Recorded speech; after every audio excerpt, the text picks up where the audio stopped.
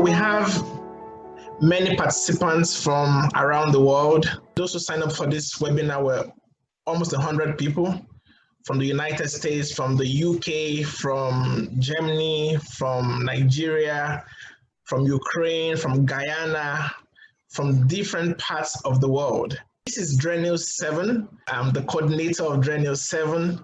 For over 10 years now, has been impacting lives around the world. And now we're moving on to social media to use the platforms to impact more lives.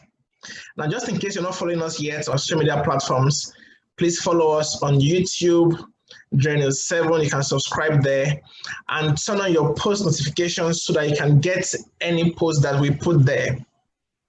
You can also follow us on Instagram and other social media platforms. On Twitter is the same handle, Drenil 7. Today we're having a very interesting topic, which is how to deliver a great impromptu speech. So I'm sure you want to hear about it. These webinars will be once in 2 weeks. So this is the first one. In 2 weeks, we'll have another webinar on different topics.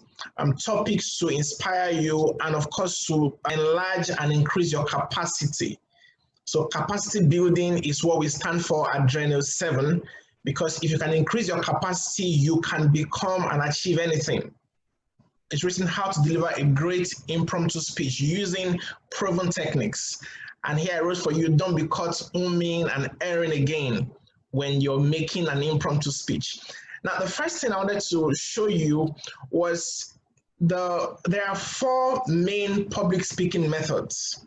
So the impromptu speech is one of the ways by which you express yourself publicly. Now, if you watch the promo video, there I define public speaking as a communication process which requires 2 persons at the least. That's a speaker and a listener. So everyone is a public speaker and requires public speaking skills. Now, I also said in that video that public speaking can be learned. It's a skill.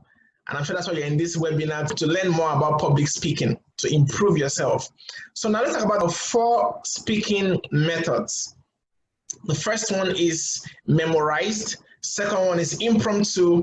The third one is manuscript. And the fourth one is extemporaneous. Now, I use the mnemonic MIME for you to remember it. I'd like to share one of the common things that happened to me some years ago while I was still developing myself in impromptu speech. Most times, or sometimes when I had to deliver a speech, I realized after giving the speech that I said everything else except answering the question I was asked. Now, I want to share with you 7 common flops and hits of an impromptu speech. You're told to speak on something you have no idea or limited knowledge about. What you need to do, start from the known to the unknown. Now, imagine you're told to speak about why birds fly. Maybe you're not so sure why birds fly, but then you think, oh, I have a cat that does not fly. So use that knowledge and talk about why cats do not fly. Talk about something specific from your experience that you're knowledgeable about and you have a desire to share with people. First one is the PrEP technique, P-R-E-P. Now, the P stands for point, the R stands for reason, the E stands for example, and the P stands for point. Let's do an example. Imagine you're asked to talk about how special your mom is. Now, the first thing is, it's not wrong for you to restate the question. Okay, so I'm talking about how special my mom is. That's the point. So focus on only one point. It's an impromptu speech. You don't have all the time. So don't go everywhere. I want the audience to know I'm talking about how special my mom is. When you come to reason and example, I'll advise that you use mnemonics here. Okay, so an example, I'll use 3 C's, okay, to talk about how special my mom is. There's something called the elevator speech. That means you have probably a few seconds to create an impression. You're in the elevator with someone who will change your life forever.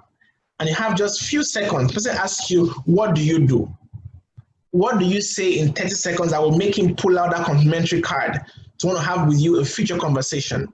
This PPF technique works for that kind of situation, where you have to talk about yourself or what you do. Third one is the FAT technique or the FAT technique. The first F stands for feeling, the A stands for anecdote, and the T stands for tie it down. 7 proven tips would help you with any of those techniques. So the first one is open strongly. Now you want to give an impromptu speech. Can you remember a story? Can you crack a joke? Can you, in fact, one of the things that you need to do sometimes is ask the audience a question. That gives you time to breathe and helps you think. So you can use a question, you can use a quotation. So they're all called attention grabbers. So in conclusion, always remember, a badly delivered speech is inexcusable, even though you didn't have any time to prepare. So like I told you, and that's why I'm giving you these techniques, because with these techniques, you always deliver a great speech.